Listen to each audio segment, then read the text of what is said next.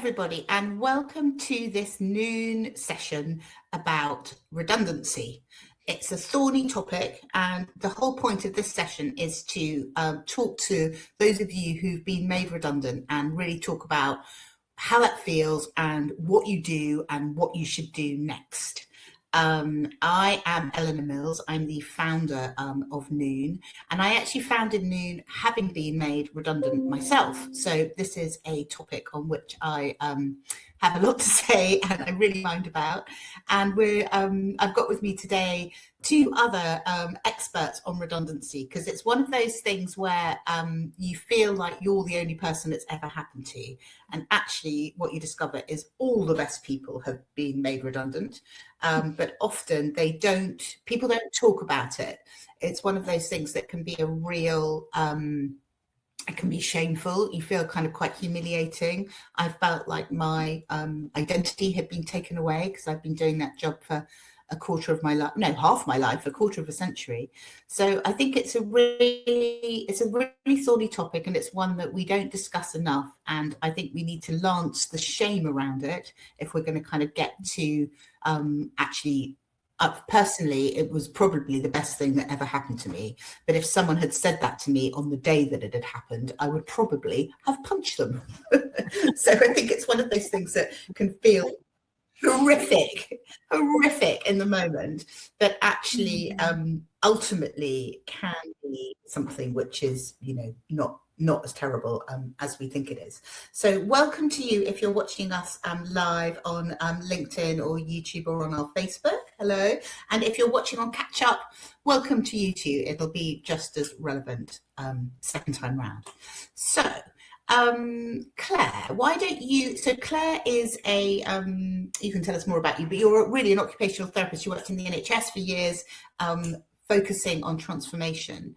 And now Claire helps people with the transition from jobs into something else, and with other kind of big transitions as well. So Claire, do you want to tell us a bit about your story? And then we'll come on to Jennifer, who is, Jennifer Howes is my editorial director at Noon. She and I both worked together at the Times for a long time.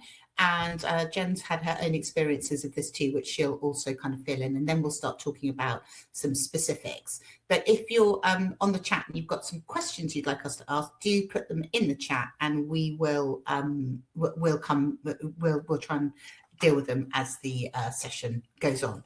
So Claire, tell us a bit about your story. Yeah, sure.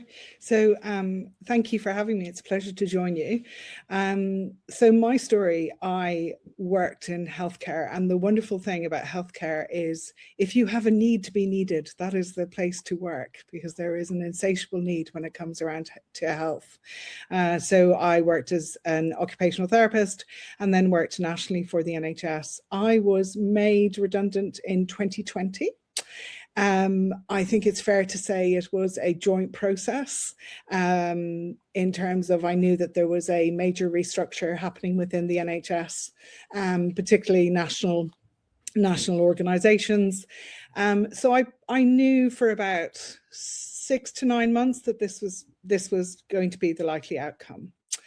And the reason I mentioned about the need to be needed is that even though it was something that I had preparation for, I felt really quite lost when it happened. And I felt that I wasn't necessarily needed. I realized how much I linked my identity and my purpose to my work. Anyone would ask me, what do you do? Or tell me a bit about yourself. It would always start with work. And to be honest, I had sacrificed lots of things with family in pursuit of my career. And, Eleanor, I know you talk about, and we spoke about a few weeks ago, the, we're pioneers where we have it all. And we have family and career and, accolades and whatnot. And so I found it very difficult. My story is that I would tell people about it. And I think that's where, but deep down inside, I felt really, I think shame was probably the right word to describe it. So that was my experience. Yeah, and Jen, how about you? How did it work out for you? Well, I've been lots of people these days, I think. I've been made redundant a few times. I remember when I was kind of earlier on in my career, when I was working in New York, that was during the dot-com bubble. And then suddenly people started being laid off. And it was this phenomenon where it seemed like before that, if you were a professional, you didn't really get laid off. There wasn't this usual cycle of, hiring up and then letting loads of people go and then hiring up and letting loads of people go. And so it quickly became obvious that this was something everybody was experiencing in their career. So it happened to me there. It happened to me at the Times where Eleanor and I met, where I was part of a big cull. And from there, I went to set up Brit Moms, the influencer agency I ran for more than a decade with a business partner. But more recently, I was working at another company and was made redundant. And I think the thing is, even though we know it happens to the best people, and, often it's about restructuring, it can be, sometimes I guess it could be about you, but often it's about the business and what the managers are thinking and where the business is headed, perhaps. But that sense of being really ashamed of it, and that, Claire, I totally get that kind of devastation. Eleanor, you talk about it in your book, Much More to Come. I think that sense of feeling it so personal, but also then not knowing how to talk about it. Because as an editorial person and also somebody plugged into tech and whatnot, I thought I have lots of different skills, but if I go out there and I'm like, hey, I'm looking for work, like right now, that I'll just project this kind of, desperation. And I think that's something we see at Noon in our circles or people we talk to, that not only that sense of being adrift, but that sense of how am I supposed to talk about this where I don't look and feel like a sad sack. It's a real challenge. Yeah, I think that that's really difficult, and I think it also can be very powerful. So for me personally, after I was let go from the Sunday Times, which I write about kind of in quite a lot of detail in my book, and that kind of sense of when it happens, that real sense of kind of feeling like you're in a car crash. I remember that having that sense of kind of being on the ceiling, almost kind of watching it happening, like it was really kind of happening to someone else, because it was such a sense of one part of my life really being kind of over. It was a really strange feeling of kind of almost witnessing your own death. And I also kind of knew in that moment that there was no kind of way back within that organization, or actually I think within that career. And I think that for many of us, when we're quite senior somewhere and we get let go, it's not like you can get another job like that in another place, because there are so few of them around. And also for me, I kind of really felt that I'd gone as far as I was going to go as an editor. I was chair of Women in Journalism, I was editorial director of the Sunday Times, editor of the magazine. I was about as senior as you could be. There were only it was about maybe one rung above where I was. And you're not going to get one of those jobs kind of a rung above if you've been let go the kind of rung below. So I think there's also that sense for us in midlife when that happens, that it's not just the end of your stint in that place, but kind of ongoing in your career, but it's also the end of a chunk of your life. And I felt that I kind of knew that as it was happening. But I think, the other thing that we've really learned at Noon about that kind of moment is how important it is for people to be able to talk about it. I wrote about it in the Telegraph, and I had about 10,000 people get in touch with me saying, this has happened to me too. And it's a really weird thing, redundancy. It is a bit like death, that people feel that A, they don't know what to say, and B, it is like a bit of it's a bit like a bereavement for you from everything that you've had before. And also, I think that you feel very outcast from tribe. And that was one of the reasons that I set up Noon, because when it happened to me and I looked around me, I couldn't see anything out there that was saying you're not done when you hit kind of 50, particularly as a woman. And I thought it was incredibly important to start a new conversation about reinventing I was 49 when it happened to me. So reinventing kind of at 50 in midlife. And 5 years ago, that was really not a conversation you were seeing anywhere at all. So that's why I think that these conversations are really important, because we inspire others by what we've done when it's happened to us. And we see that over and over again in our new circles. On Monday night, there was a woman who came in and had literally been made redundant that day. Quite a few who'd been made redundant and got divorced in the last few weeks, which is really what we talk about as the kind of midlife collision. But the most important thing that we talk about at Noon, and what I feel passionately about, is that when that we do see in our research as well, that at 50 or in midlife, a whole chunk of life comes to an end for many of us. But rather than seeing it as kind of life just kind of going to a finite point and it being over, what we really know is that some things end, but then more things grow in their place. So rather than it feeling like the end of the circle, I see it as the beginning of a figure of 8. So you've completed the bottom one and there's a whole other circle to come. That's why my book's called Much More to Come. But we have to get through this real pinch point in the middle. And to do that, we need each other, we need support, we need some inspiration, and we need to know that we need somebody to hold the hope and say, this is not the end, this is just the kind of end of the beginning. What do you think about that, Claire? So I love how you describe that. And one of the reasons why I set up We.PivOT was about, there is a beauty in the vulnerability. In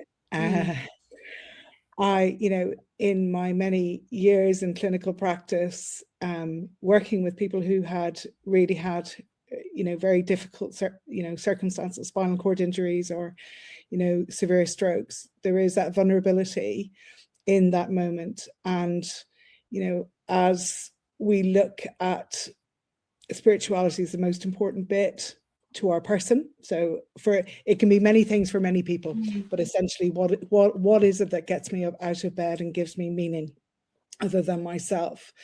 And my experience is that in the vulnerability of a major life transition, be that something like redundancy, something like retirement from your primary career, or a major, health issue, there's a beauty in the vulnerability.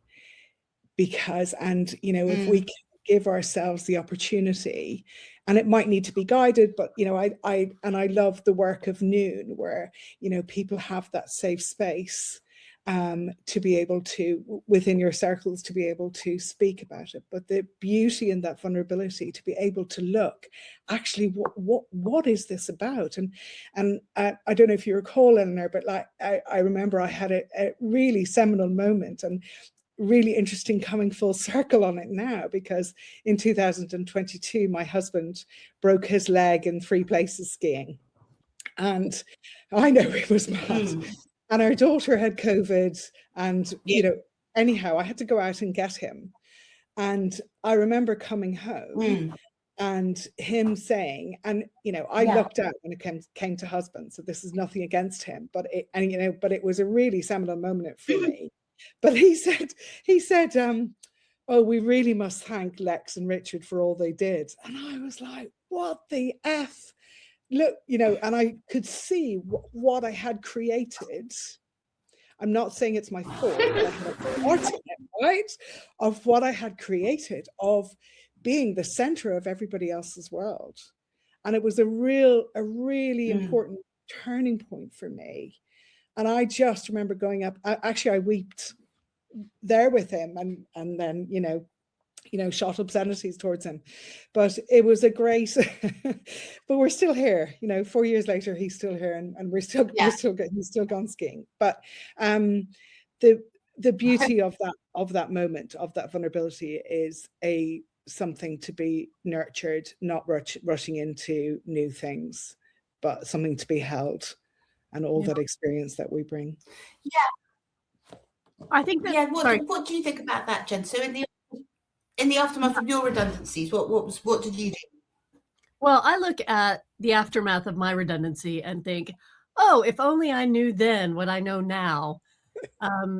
Because I think, especially in midlife, redundancy, when you're kind of 40s and onward, it's different from redundancy when you're in your 20s or 30s because of the way you're viewed in the Yeah. marketplace, where you are in terms of your skills and your abilities. Eleanor, you'd mentioned a bit of that. Like, you get to a certain senior level, and it's not like, oh, I'll just go out and find another senior level job that's exactly like the one I've just let go of.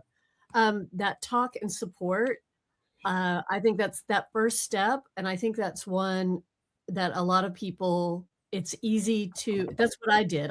I forgot about that. I retreated into myself. And we see at noon, it's so important to get out there and talk to people, and they don't have to be your friends.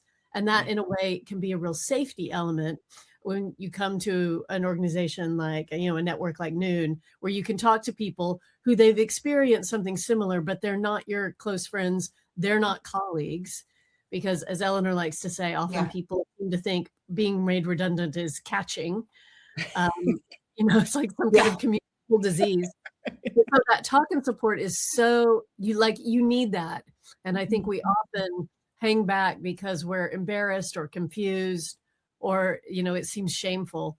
So finding that new tribe where you can speak honestly about everything from those feelings of shame to saying, there's got to be more out there, whether that's even just connecting to nature for a moment, or expressing a vulnerability, or exploring new things, giving yourself a break like that. But I think also it's very important at this time in midlife, when you're made redundant, is you have to think more strategically, both about what you want and your skills, or what you could bring to a role. I mean, that's something that we do with our Rebrand Yourself course. We see so many people who they've been made redundant, sometimes made redundant multiple times, and they've got all these experiences and all these abilities, and not just hard skills, but soft skills. We get stuck into talking about them and thinking about them in, here's my job description way. And it's only when we break out of that we can actually find something that buoys us, or that we're excited about, and actually then get that feeling inside that lands us that new position, whether it's in what we're doing now or something completely different. But I think that thinking strategically, everyone's freaking out now about AI. And I don't mean that to sound like it's misplaced. It's pretty disruptive, but, it's important that we have to both be kind to ourselves and find a new tribe. Then we also need to think strategically about what we want and really do a deep dive. And that's kind of what Eleanor, you talk about that in your book, how you did that. And having gone through the rebrand process with her, I just realized I went from thinking I've got no skills, or I've got these skills right here that align with certain KPIs. But actually it's like, oh, I've got all these other kind of abilities that now I know how to talk about. Yeah, I think that's really important, and we see a lot that I was talking about it on the online circle that we did with Noon last night, where a lot of the women don't know their own superpowers, and I think that our superpowers are often the things that come to us so easily, so instinctively, that we just assume everybody else can do them. So one of the questions I ask people always is, what do people come to you for? What's the thing that, your friends kind of go, oh, will you just do this for me? Because they know that you're good at it, which you maybe don't even see in yourself. And for me, I've always been a storyteller. I've been a journalist. I've been an editor. But I didn't realize that actually one of my superpowers is the ability to really kind of quickly and concisely kind of sum up the kind of essence of something. And also to kind of use that to speak truth to power. But actually in my kind of own reinvention, Jen and I were laughing about this earlier, because we were thinking about sometimes in the aftermath of a redundancy, when you're in the kind of pivot, the kind of what next phase, it's kind of quite important, I think, not to A, jump back on the same horse, but B, to just accept that you're in a kind of phase of what I called putty for a while, that maybe you're not going to know what you're going to do next. And everybody asks you, they go, oh, so what are you going to do next? And it's quite hard to go, actually, I've got no idea, because you kind of feel like because they're asking you, you should know, even though it's only happened to you the day before and you've been doing that for 25 years. So what I say to people is say, actually, I don't know, I'm going to be putty for a while, I'm going to try a few things out. And that can be doing some things that you would never have thought that you might do. I mean, I was just saying to Jen that a friend of mine's husband is currently riding a motorcycle as a kind of motorcycle career. He was quite a high-powered kind of film person. But, you know, he's making some money doing that at the moment while he works out his options to go back and become a lawyer. Or I've got another friend who's working in a bookshop in her kind of small town. She was a very high-powered lawyer and it all kind of went a bit wrong. But she said she's actually kind of quite enjoying that. I mean, personally, Jen and I became really good friends because one of the things that we did during lockdown when we were trying to make some money was we went off to Cyprus together and interviewed someone to do a kind of marketing book about psoriasis, of all things. And Jen and I were put up in a hotel in Cyprus. And, you know, it was definitely not either of us as professionally proudest moment, but we did have a hilarious time. And it certainly kind of became the bedrock of our kind of working relationship. So I think in all these things, I realized that this ability to sum up the essence of people was really useful. I did a lot of media training of kind of CEOs and things, not something that I had ever really thought I would do. But all of those things but actually that's been super helpful in the creation of our rebrand course, which has become one of the real pillars of Noon. So I think that in the aftermath of redundancy, one has to be quite open-minded about what it might look like next and be prepared to pivot and to also really ask ourselves this really powerful question, which is the question that launched Noon for me, which was, what would you do if you weren't afraid? And I had this really strong sense that there were all these people in midlife feeling a bit lost and that actually I could help them and that was what I wanted to do. And it was a friend of mine who became my first investor who said, what would you do if you weren't afraid? And I articulated this idea for Noon. And, you know, it kind of all stemmed from that. So I also think it's really important at this point, if we've been made redundant from something that we've done for a long time, to actually dream big, to go, this may be the last big chance I have to do something, you know, really exciting and new in my life, and to, you know, to be a bit brave about what we might do next and to give ourselves some time to bring that vision about. What do you see with your clients, Claire? What do you say when people come to you going, help, what do I do next? So what I offer on a one-to-one basis is highly bespoke. So it will be, you know, different things, but there are certainly commonalities. And, you know, if you have the privilege of being able to have a period of time to be able to, you know, that putty time, I love that. That is wonderful. I think what's important is, in my experience, and the evidence is quite strong around this, is that period of almost like a grieving, you know, it's a grieving period. And, you know, don't make any big decisions if you've been afforded the privilege to be able to not work for a period of time, to not make any major decisions. But there's something that's really big, which is around an ending. And this for me is a really big thing, which is, you know, ending something and not bringing, and I hate, it's an overused term, but the baggage from before into the baggage from before, who I was before, and then this really horrible thing happened to me, and who I'm going to be, and I'm going to be really strong and brave and not bring it into my new thing. And there I have seen many people fall at the first fence taking that approach. It's not going to be like that for everyone, but things certainly like rituals of saying goodbye. Eleanor, we were chatting about rituals a couple of weeks ago, and I've done rituals with people and encourage people to do rituals to say goodbye, you know, and that might be writing a letter to your career or to your past career, or those, you know, that horrible person in the office who made your life a misery, you know, writing a letter and finding peace. And there's no reason that somebody can't do that. I mean, they can do that with a qualified person like me, or a friend, or, you know, there are lots of different ways that you can do that. Burning something is really quite good. You know, it's a Not great, yet. Not your old. That's really funny. But not the whole office. No. There is rituals are so powerful. They're so powerful, and even small things like making you sure, you know. I know your experience was that you were out on the spot, as it were, Eleanor, and I don't know if that was the same for you, Jen. But you know, that ability to say goodbye, whether or not you post the card, but just writing a letter of some kind. And some people use videos. I've worked with somebody who had an extramarital affair, and that they had a lot of guilt relating to that. Now, it's not my job, it's none of my business about that. My business is about the impact of the transition for them, and they found it particularly freeing. And how it was manifesting for them was they felt like they were walking through mud, right? And they had this big thing that had happened in the workplace. And of course, it brought back all the feelings, which is perfectly natural and normal.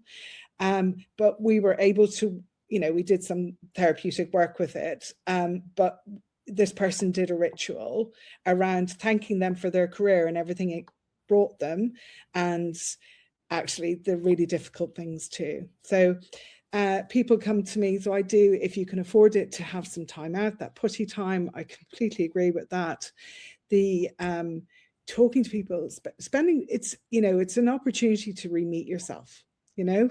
And it sounds I was going to say it sounds a bit American. I don't mean it like that, Jen, but it's like, I mean that positively, but it really is an opportunity to re-meet yourself, you know. And just the power of a good cry, and then being able to recognize. And I think queenagers, and I just love the term, and I'm from a small village in Tipperary in Ireland, and I have introduced the word queenagers to that village, Eleanor, Bersicane. I put it on Facebook the other day, so they're like, oh, we love this. But this, a good old cry is great. And then, you know, normalizing it, you know, being frustrated, being angry, going through all of those things, the confusion that comes with it. And it doesn't mean that you've necessarily tipped over into something that might require you to visit your GP, but it's understanding the where the boundaries are around that. But, you know, to your point about, you know, so many people, queenagers, have had so many major life transitions. By the time they come to, for example, being made redundant, that we realize how strong we actually are, how much we carry for everyone. And, you know, like for the whole house, and, you know, or, you know, whatever it might be, workplace. But, you know, I think about my own example, how much I carry for the whole family. And part of me loves it, don't get me wrong. Part of me loves that I know exactly what's in the fridge and the thing. And then I'm, you know, cursing the other part of the time, going, somebody help me. So there's an element of a dichotomy there. But I think there's an opportunity to really see your strength, which you get through your vulnerability, and which is why, going back to my point about the beauty of the vulnerable position that you've been put in. And just to, I think that's really important on the kind of emotional steps. I think it would be also important here to offer some kind of practical help for somebody who's kind of made redundant. So what are your kind of top tips as a kind of, you know, OT and someone who's seeing people through transitions, Claire? What do you say? So they walk into your and saying, I'm made redundant, I need to get another job. What do you do next? Yeah. So we, as occupational therapists, occupation means activity in the true sense of the word. So we look at all aspects of your life. Work being one of them. And we will look at things that might be small niggly health problems, or things that you're concerned about that you don't want to become bigger health problems later on. I will work with somebody one-to-one or in groups, and if we've gone through the emotional stuff, as it were, and the process, the practical things that people can do is excuse me, looking about, keeping yourself busy during the day, right? So a time for putty, and then a time for, so there's a concept that we call occupational balance. So there's lots of chat about work-life balance, which is a 2D way of looking at life. It's either work or life. As occupational therapists, we recognize that people are much more complex than that. And we need what we call occupational balance. So the right amount of activities, the right variety, the right frequency, the right intensity. Okay. And it's a fluid state. So give us some examples. Some examples. Okay. So give us some examples of what might be the right balance. Yes. So in a given week, I will need to have some some intellectual stimulation and work. I'll need to have some challenge with that. I'll also need to have some, so I'm an avid rower, I will need to have that quiet time. I will also need to feel whole and complete by doing washing for my family and putting it on the line. But I couldn't do that all day. Yeah. And knowing that I've, made a good... Go ahead, Eleanor. So it's about finding a kind of balance of the... so it's about finding a balance of the things, or actually beginning to think about a kind of personal recipe for what would make us feel happy in our life. Yes, and healthy, right? Because it all links to our health. So when we look at something very 2D like work-life balance, but we're not just work and life. We're far more complex than that. We need the social connection, we need affection, we need interests, we need to not be sedentary, but we need some sedentary. We need a variety of things, and an occupational balance is a tool that you can use, which gives you a state at any one given time where you can see, actually, I need to put in a little bit more of this or a little bit more of that. It's a bit like making your own sandwich, bespoke sandwich just for you with just the right amount of mayonnaise. Sorry. Yeah, but I think that's a really interesting way of thinking about it, because I think too many of us, particularly if we've been working in very intense jobs for a long time, and I really like the way you put that, because it's something that I've found in a more organic way over the last 5 years. So actually, usually between 12 o'clock and 1 o'clock, I'm in the pond. I go swimming every day, and I have a kind of shot of cold water and nature, and I now usually kind of program all my time around that being possible. So I know for me, I need to meditate in the morning. I need to have gone for a swim. I need some kind of time, a bit of time to kind of like potter around the house and make sure that my clothes are put away, maybe do some cooking. I sometimes joke actually that I now do so much kind of wellness that I hardly have time to do anything else, certainly compared to my old life. But then I also need quiet kind of, quiet time for writing. Productive time for meetings with the rest of my new team, time to spend with the women kind of in the community, time to kind of go and give maybe something back in a kind of broader way, or do some journalism. So I think this idea of writing out what your own perfect life sandwich or your recipe for your own personal happiness is, I think that's a really powerful tool for anyone who's made redundant and is thinking about what next. And the other thing that I would add into the mix is, what ingredients can you change? Because we still think saying, yes, you can be putty, but maybe you've got to make money. But what I'm saying is maybe you can make money by doing something, which isn't as time consuming and all consuming as the job that you used to do, so that you can begin to get a sense of what this happier sandwich might be going forward.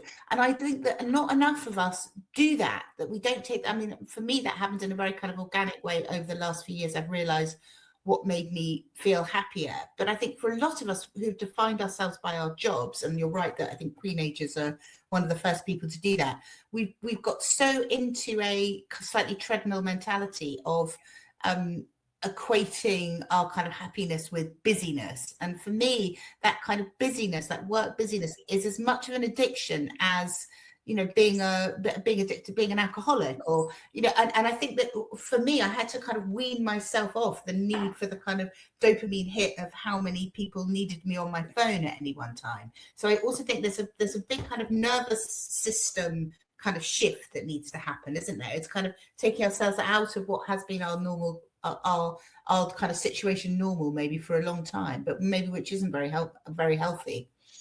And yeah. Oh, sorry, Jen, you go ahead. I was just going to say quickly, it's interesting. Earlier this week, I was reading something by Aviva Wittenberg-Cox. She's a member of Noon and the longevity expert.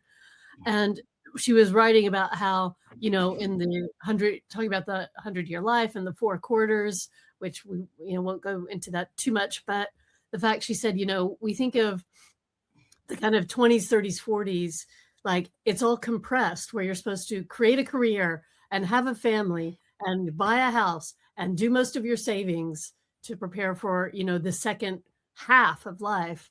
And I think even that, along with that sandwich idea, that we have that we've got more time than in previous generations, but that it maybe is not the greatest template of the super busyness, as Eleanor was saying, this like, how many people need me on my phone right now? Or that sense of, you know, you can't go on holiday because you're too important, yet you're also not so important that they can't let you go at any moment. So I think when you think about that, and you think we're going through this transition, we as a kind of group of people, a demographic, but also I think there's this shift in the way we're thinking about work, where it's like, it shouldn't all be crammed into that one little bit. There's a whole other chapter. And you look at what a lot of the women at Noon are doing and the kind of things they're doing at their next chapter. I mean, not to mention, you know, Eleanor having created Noon, which I'm so happy to be part of. It's like, yeah, you can pivot, you can do something new and exciting, and find a whole other kind of meaning and satisfaction in life that wasn't whatever came before. And maybe those bits that came before weren't quite you don't really want to go back to it. Yeah. You don't want all the pickle, right, in the sandwich. So there, and if I could bring us back to the point you made, Eleanor, and you were leading to as well, Jen, was around cortisol levels, you know, our cortisol levels in our nervous system, you know, and our addiction to busyness. And, you know, this treadmill that we find ourselves on. And, you know, it doesn't make us more productive. I mean, studies have shown that, you know, more time at work does not necessarily make us more productive. And you go into what can be called occupational overload, right?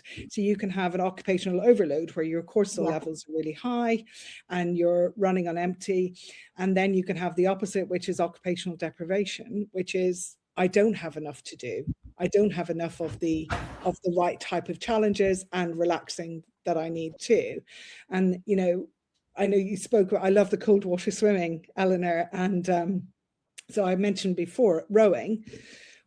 People say to me, why do you like rowing? And I was like, well, as soon as it's hands on the boat, I have to stop talking.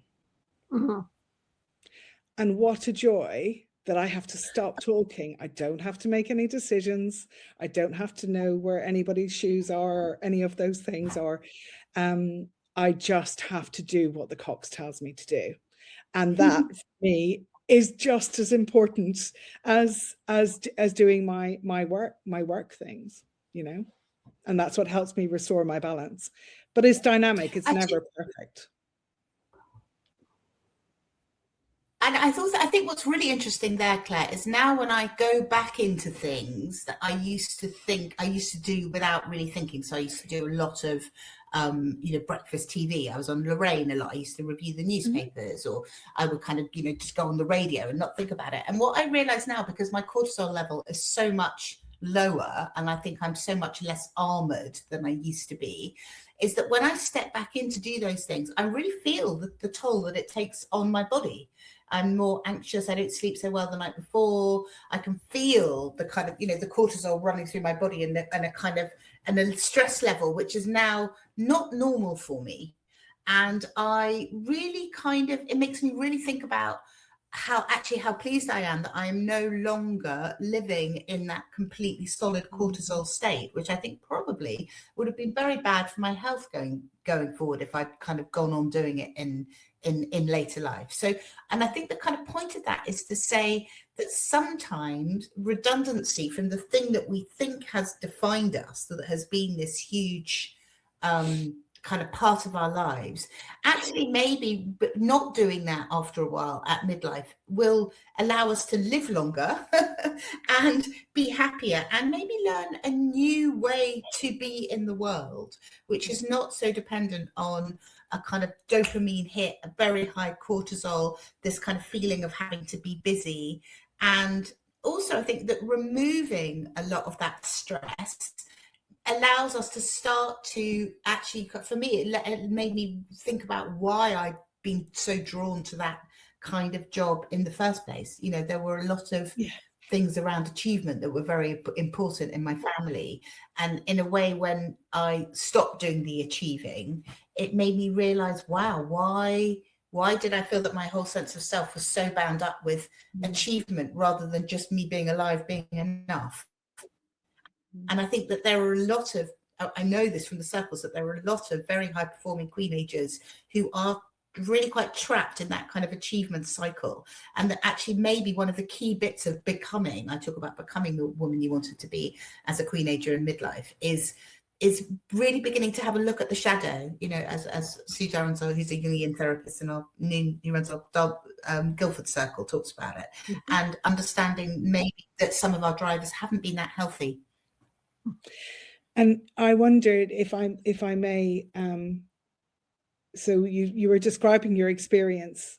I agree completely about our drivers not being healthy, and you describe your experience of going back into say a TV studio. When our nervous system, when our sympathetic nervous system is in fight or flight mode, which is where cortisol's racing all around, adrenaline's racing all around, and it is obviously a necessary for to stop us being run over and things like that on the street. So it is an important, anxiety is an important thing.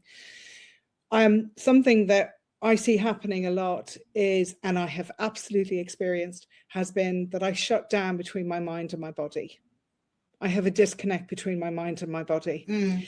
And when I go into those situations that I used to be in before, my body knows so much more. So I have much more of a reaction to it because I'm more in tune to my body. Don't get me wrong, I am not perfect, but we store a lot of our stuff, right? No, do you know what I mean? But like, we store a lot of our I don't want to use it loosely because it's a big term that's overused, but we store a lot of trauma in our bodies as women. I do. I put on weight when I'm in an over stimulated state, and that's where I found myself when I was made redundant. And I remember my family saying it to me, and I hadn't even noticed, and I was so properly noticed, and I was so disconnected. But now, and our mind and body, they're not separate. They're exactly the same.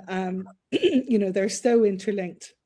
And in We.PivOT and in occupational therapy, we take an holistic approach. So we see you as a whole person as opposed to a physical person or a broken leg or but that connection between our bodies and our minds. And you know, the studies around cold water swimming, Eleanor, and I'm an ex-cold water swimmer because I do more rowing now, but the studies around the impact of that, of us really becoming aware of what's happening in our bodies. And I wonder, was that experience going into the studio, your body, you know, I don't want to, just as a suggestion, it might have been, you're so much more aware of it, right? Mm. Yeah, no, I think totally, but I also now see that as a real gift. Yes. And I think that you know, it's easy to see redundancy, you know, as a kind of humiliation or a kind of, you know, status downgrade, you know, and, you know, yes, that certainly was the case. I wore this huge cloak of power, but I am so much happier, I think gentler, calmer, kinder, much more authentically myself in my kind of post-power phase than I ever was when I was in it. And so I actually think that that's a really important thing around, you know, maybe the end of that kind of chapter of those kind of big corporate careers, particularly for women, where I think our values can be very at odds with the cultures that we're within. And we were talking about this yesterday, actually. I was talking about this with another coach about how that disjunct between one's values and what one's being kind of made to do all the time or doing all the time really kind of pushes us to burnout, and also pushes this massive disconnect between who we really are and who we really feel we'd like to be in our most authentic self, and the way the workplace, particularly the corporate workplace, expects and demands women to be. And I think that's I talk a lot about this thing about women being, the corporate world liking women being rather pleasing, physically pleasing, and kind of, you know, emotionally pleasing, and providing rather a lot of social oil and kind of fawning to more senior male bosses. And I think that when we get to midlife, I think we just don't want to do that anymore. I now, if I'm in a situation where I've got to kind of really pander to a kind of male ego, actually makes me, I can feel it in my body. It makes me angry. I don't want to do it. I don't want to be there. And I think that there is a link between the exodus of a whole generation of women from the workforce as they hit 50, when they come into their power, when they're no longer prepared to fawn as much, where they feel like they've actually got 30 years experience and they know what they're talking about. They're not just going to be grateful and pleased to be there. And I don't think that it's a accident that kind of, that tendency to kind of speak out or to call a spade or not to just go, oh, thank you for letting me be in your meeting, coincides with the big exodus of women from those kind of corporate workforces. I think too, it helps having experience and coming to this understanding about all these things y'all are mentioning. When you read even job postings, and there's some I've read, you know, when I was looking, and it was, well, they were perfect for me, except they had these lines that were like, if you live and breathe, blah, blah, blah, you know, you love, you know, thinking about something 24/7. It's like, no, I don't do that anymore. No, thank you. Because you got to say that's what the company's priority will Porna be. Bale, who I interviewed. Because you sorry, Jen. Sorry. I was finished. I just like, you see those job postings, and I think, God, it seems so old fashioned. I don't think even young people, you know, respond to those in the same way that, you know, we used to maybe 10 years ago. And certainly when we talk to younger women, they're in their late 20s and 30s and they're already feeling burned out. Yeah. I was interviewing this woman, Porna Bell, who wrote this book called She Wanted More. I interviewed her on Sunday for International Women's Day on our Substack Live. And one of the things that she talks about in that book is the bodies that break your body and soul. Jobs that break your body and soul. And dancing around maniacal kind of bosses. And I think, you know, I think that there is a point where we've kind of had enough of that, and the corporate world has not really shifted as much as we've kind of wanted it to. So I also think that there's that there's a correlation here between all these women being made redundant at 50 and a kind of corporate world which doesn't really value our voices. And therefore my strong message to someone watching this, if that's you, is you may well find yourself much happier in your next chapter, even if you're, you know, less rich and outwardly status, you know, bestowed. You may actually find a much larger sense of contentment in rowing your, you know, paddling your own canoe, maybe setting up your own business, or, you know, doing something different from here on. I wonder, I was thinking exactly that. So a friend of mine, Catherine, and I know she's listening, and she's given me permission to share her story. So she was made redundant quite recently, and we had a cup of coffee. I think it was a couple of days after she had left, and worked in big pharma in patient advocacy. I mean, just, you know, and incredible person. And she was reflecting to me about that jobs that she was looking for on were quite like, didn't relay to the skills and experience that somebody had brought. So jobs for over 50s, we'll say, there was, it must have been where she particularly looked, but there was a real bias towards more less challenging and skillful jobs than somebody for under 50. And I don't know if you guys have experienced that, or what your experience from noon is on that, of people going back into the job market. I mean, we find, I mean, people I talk to, they say, I mean, seeing a job description and getting the job is very difficult. I mean, we work with a partner, and they have jobs from companies that are specifically like, yes, we want that experience of those people. But I mean, there's definitely the feeling that seeing a job you like and are perfect for and applying is not the way you're going to get it. Eleanor, what do you think? I think there's a real problem with. I think there's a real problem with the algorithm. We see that a lot, that there are a lot of more senior, older people getting just knocked out by an AI algorithm before they get in the door. And we also see, which I think is really bad, that some of these more specialist recruiters who are kind of placing queenagers, so specifically in jobs, they find that women who've been knocked out by the algorithm, when they're actually introduced to the firm by the kind of recruiter in the more old-fashioned way, they absolutely love them and they're exactly what they're looking for. Yeah. So I think that there is a difficulty here with the way that the kind of AI algorithm around recruitment definitely can count against us. We see some women like knocking off when the dates say when they went to university, or the dates around their early career experience, because they don't want to be knocked out by the algorithm before they've even got in the door. But more in a more positive way, we do see, actually, I think in the last few months particularly, I've seen more queenagers coming in and saying they've just got another big job. And we still see people definitely being whacked at 50, but we're also seeing some going back in. And it's also interesting that we're getting some corporate clients for me. BNP Paribas just become part of our corporate teenager program, who are really actively looking to retain their senior women, realizing that if they're going to get to their kind of diversity targets, they've got to keep the women in the game. We did some really interesting program with National Grid, where their head, President Cordy O'Head, she talked about elongating thinking about women's careers. So understanding that for a lot of women who've had a lot of caring responsibilities up to 50, they actually might want to really kind of power up. We find 70% of women at this point want to power up their careers. Lucy Ryan's research, who wrote a brilliant book called The Revolt, and she finds that 70% of women are now thinking, wow, this is my opportunity. I've got more time because my kids have left home, say, or I now am more confident and I really know what I want to do.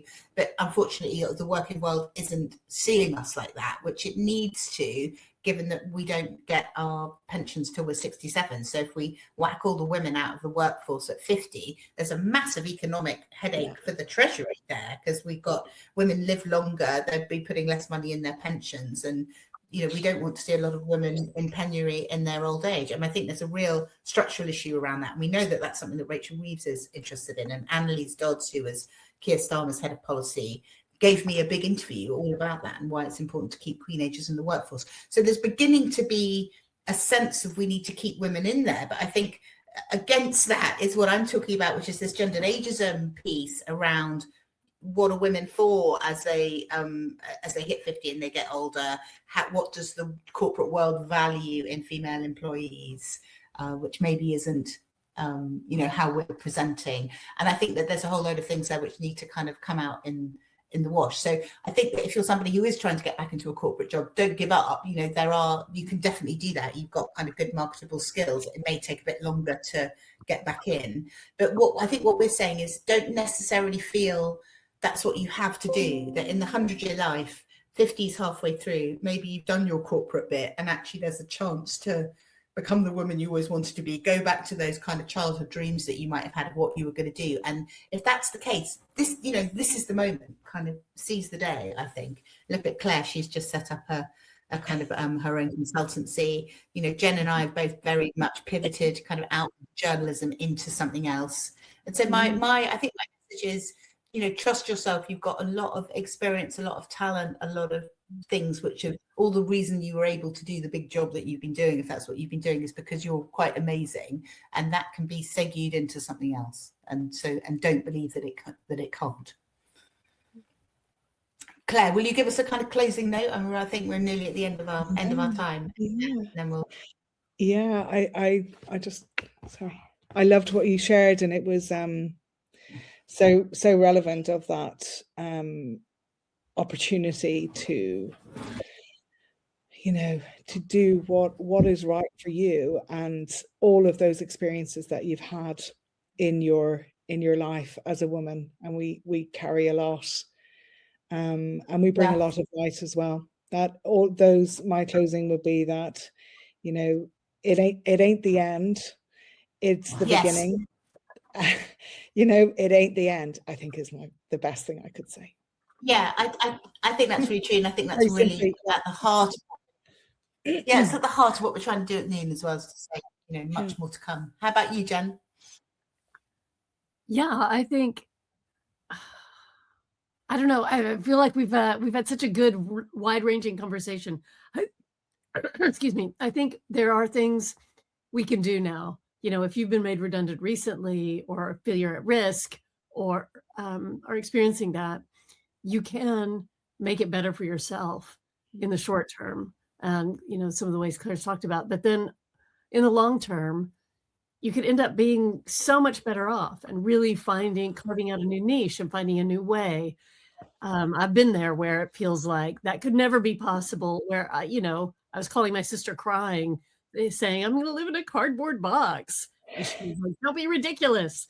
But I think, that sense of combining the whole sandwich is such a really provocative and interesting idea. Think of your whole sandwich. Oh, and I will say, over the next coming soon, we have a little audio offering. So if you've been made redundant, it's some audio weekly updates you can get from Noon. We'll be rolling this up very soon. A little pep talk from Eleanor about what to do each week, which really kind of takes you through the process. So look out for that. Yeah, thanks, Jen. I think that this has been such a rich discussion, and I think that seeing a midlife redundancy as the opportunity for a reset, a rethink, a reboot, a reset, not just jumping back into what could actually be the biggest gift that anyone can give you for the next quarter of your life, for your what my friend Amelia Wittenberg-Hotz calls Q3. So my real advice is, don't necessarily think you're jumping back into the same thing. Really think about what you want to do next. And I love Claire's life sandwich about all that we could be, and really thinking about kind of what we want in there.